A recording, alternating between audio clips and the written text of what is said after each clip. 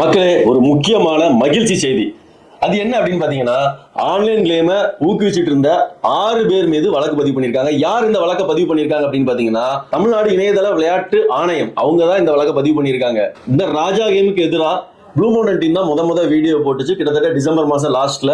அதை தொடர்ந்து நிறைய பேர் வந்து சப்போர்ட் பண்ணி இந்த ராஜா கேமுக்கு எதிராக வீடியோ போட்டுக்கிட்டே இருந்தாங்க. எல்லாரோட கூட்டு முயற்சி தான் இந்த வெற்றிக்கு காரணம்.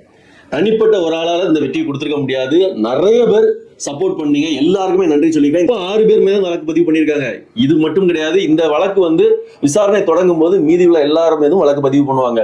முக்கியமான விஷயம், நான் வீடியோ டெலீட் பண்ணிட்டேன், இனிமே என் மேல வழக்கு பதிவு பண்ண மாட்டாங்க அப்படின்னு நினைக்கவே செய்யாதீங்க.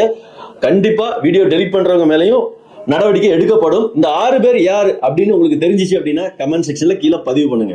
இந்த வழக்கு மட்டும் நிரூபிக்கப்பட்டா அவங்களுக்கு என்ன தண்டனை கிடைக்கும் அப்படின்னு பாத்தீங்கன்னா, 1 வருட சிறையும் 5 லட்சம் அபராதமும் கிடைக்கும். அதே மாதிரி இந்த தவறை வந்து திரும்பவும் செஞ்சாங்க அப்படின்னா 10 லட்சம் அபராதமும் 3 வருட சிறை தண்டனையும் கிடைக்கும் அப்படின்னு சொல்லியிருக்கிறாங்க. இது எனக்கு தெரிஞ்ச வரைக்கும் கம்மியான தண்டனை தான்.